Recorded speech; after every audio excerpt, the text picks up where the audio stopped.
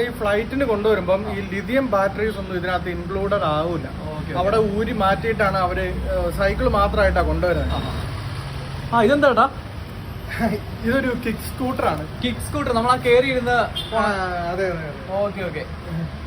അപ്പൊ ഇത് എന്താണ് അത്? ഇത് വിദേശത്തുനിന്ന് കൊണ്ടുവന്നതാ. നല്ല കനമുണ്ട് കേട്ടോ.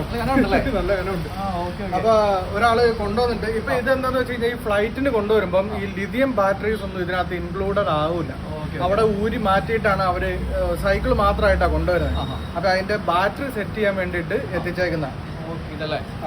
ശരിക്കും പറഞ്ഞാൽ ഈ സൈക്കിൾ ഇവിടെ എത്തിക്കേണ്ട കാര്യമില്ല. നമുക്ക് ബാറ്ററി സെറ്റ് ചെയ്ത് വിടാം. പക്ഷെ അതിന്റെ ഒരു ആക്യുറേറ്റ് സൈസും കാര്യങ്ങളൊക്കെ മെഷർ ചെയ്യാനും അങ്ങനത്തെ ഒരു ഇതിന് വേണ്ടിയിട്ട് സൈക്ലിംഗ് എത്തിച്ചതാണ്. ഓക്കെ. ഇത് ബാറ്ററി ചെയ്തിട്ട് വേണം നമുക്ക് അയക്കാൻ. നമുക്ക് ഇനി അടുത്ത വർക്ക് ഇതിന്റെ കാണാം അല്ലേ? ഓക്കെ ശരി. ചേട്ടാ വണ്ടി സെറ്റ് ചെയ്തെടുത്തല്ലേ? ചെയ്തു. ഓക്കെ. ഇത് അത്യാവശ്യം കൊള്ളാലോ. കുഞ്ഞും വണ്ടിയല്ലേ? ഓക്കെ. ബാറ്ററി ഒക്കെ സെറ്റ് ചെയ്താ? അതിപ്പോ എത്ര ഏജിന് സെറ്റ് ചെയ്തേക്കണേ? ഇതിപ്പം 7.8 ഏജ്. 7.8 ഏജ്. അപ്പോൾ നമുക്ക് ഏകദേശം എത്ര റേഞ്ച് കിട്ടും ഇതിന്?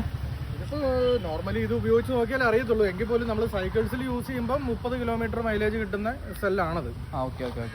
അപ്പോൾ ഇതിനകത്തുള്ള കാര്യം എന്താണെന്ന് വെച്ച് കഴിഞ്ഞാൽ ഇപ്പൊ വിദേശത്തുനിന്ന് വണ്ടികൾ കൊണ്ടുവരുമ്പം ബാറ്ററി കൊണ്ടുവരാൻ പറ്റത്തില്ലല്ലോ.